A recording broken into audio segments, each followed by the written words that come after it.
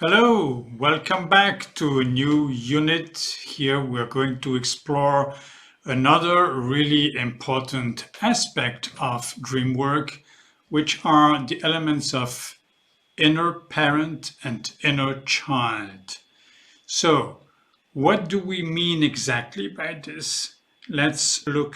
We use these metaphors, these concepts of inner parent to indicate any resourceful inner space that we have inside, that part of us that is capable of offering, providing care and attention, love, a loving presence.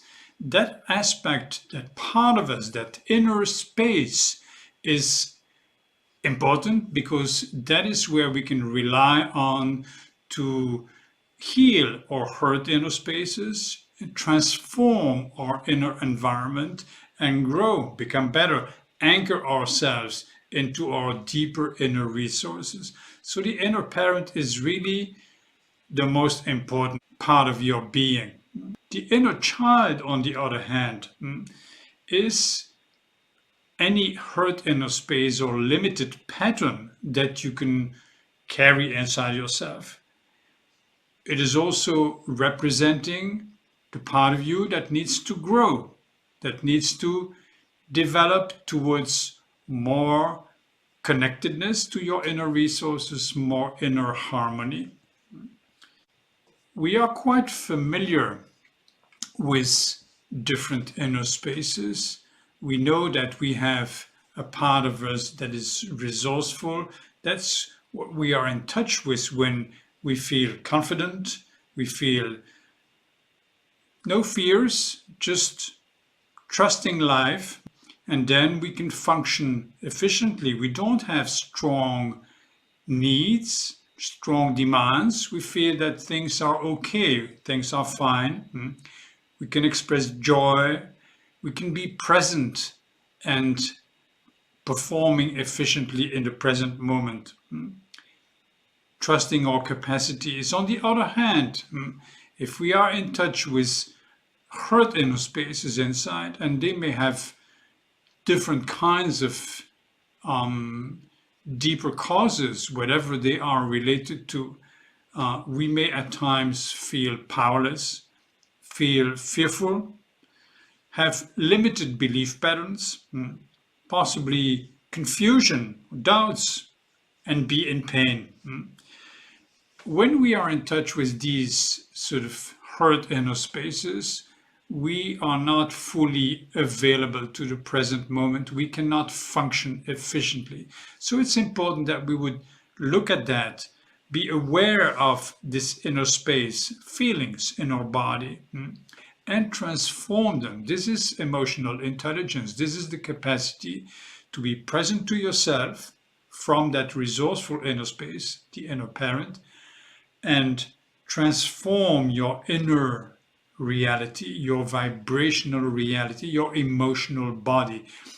Bring it back in alignment with that part of you that is, well, resourceful. It's always there, but how to get back to it, how to switch back to your resourceful inner part. In our dreams, the inner parent can be represented either by an image of our real parents, if we feel that they are resourceful, or it can be any other kind of resourceful dream element, a wise person, an older person, or even a powerful presence, even possibly an animal, and sometimes even a child. Why not? A child can be joyful and totally confident. So when we talk about inner child, it means really our hurt inner spaces. The resourceful inner child would not be a hurt inner space. It might represent a positive aspect of ourselves. So the inner child in the dream can possibly represent our inner parent. We might want to role play them in order to feel that joyful innocence, confidence. So pay attention to these two approaches to the inner child. when we talk about our inner child, is the limited part of us, is the growing part of us, the hurt part of us that we need to pay attention to and be present to. So these inner children in the dreams can be any child that appears in the dream, of course, not only when they have the face of our own children, but any child will represent our hurt inner space, possibly inner child. And they might be a little girl or a little boy, depending on the masculine or feminine aspect of what they represent.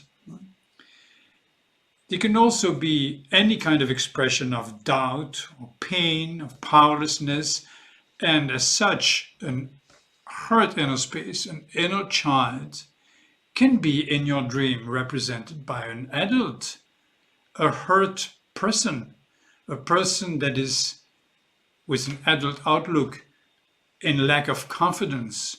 That would be your hurt inner space. That would be sort of your hurt inner child. That part of you that you need to pay attention to and bring into your heart to heal it and transform it. It can also be the I perspective. The I perspective can be either your inner parent because you are in touch with your inner resources, or your inner child because you are out of touch with your inner resources. So pay attention to that. The principle is that growth or healing is closely related to the question of self-identity. Who are you really? Who am I? Which part of me is the real me? So we deal with empowered presences in the dream and powerless presences in the dream. The whole question is, what do you want to identify with? Who is the real you and who is the not real you, but that you want to transform and heal? And switching perspectives is the key to healing. We've already seen that, and I want to just emphasize and clarify this once more. The part of you that is the real you is what we can call the inner parent. That part of you that is capable of providing love, attention, a presence of consciousness, a presence of love, a presence of power. That's what you want to fully associate with. That is your deeper being. That is who you really are. On the other hand, the hurt inner spaces are things that you may carry inside your personality, but it's not the real you. It's not your deeper self.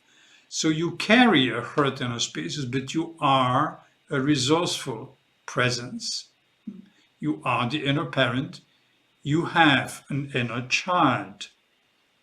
As a consequence, the kind of work we're going to do, and we have already demonstrated that a few times, is this changing perspective. You have the I perspective, the bottom part. If it is resourceful, it's okay. Then you can directly address the more limited parts. If it is powerless, you need to switch and change perspectives.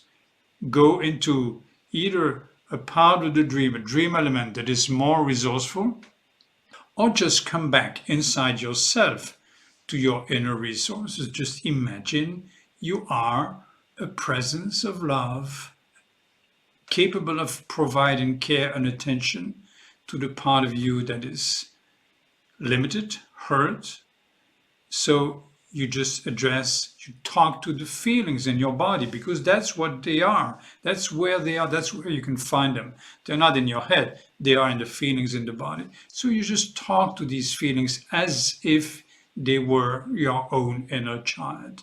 That's the process that we do over and over again. It's simple. I hope you can practice it and become familiar with it. Let's look at a few examples.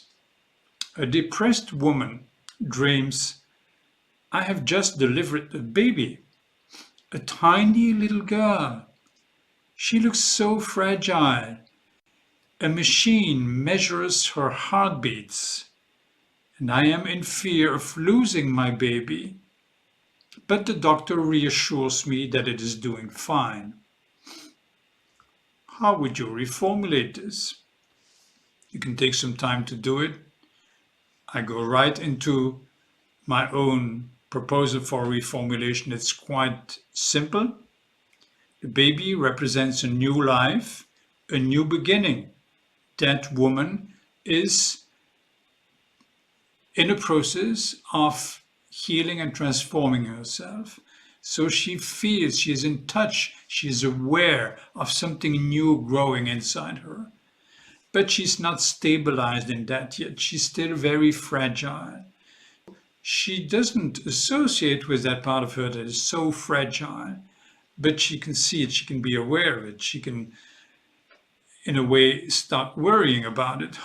Luckily, there is a doctor, and the doctor says, "You're doing fine. The baby is going to be okay." Indeed, the doctor could possibly be associated with the counselor, the therapist, because the therapist is confident in her process. But as normally, we would consider the dream elements as being a projection of your inner parts. You wouldn't be aware of that on the outside if you didn't have inside. So I would rather recommend that you consider that the doctor in her dream is her inner doctor. That part of her that is confident in her process, that guides her process, and that knows about her progress and about her potential. So, how can you process the dream? You can invite her to role play the doctor's perspective. See that person, that presence, confident, capable, knowing. Go into the feelings of that. Breathe into that. That is who you are. Then you can ask her to look at the mother or the child or both, and you can talk to them. Just invite them to come into your presence. Feel the confidence. Invite them to be one. Just bring them into your heart. That is the transformational key. You can also just invite her to imagine she is a fully confident, loving presence, the loving mother, and she can talk to her baby. I am here. I love you. Just come into my heart, just breathing and feeling. We are one, all is well, full confidence. That's the process. Anchoring into the inner parent.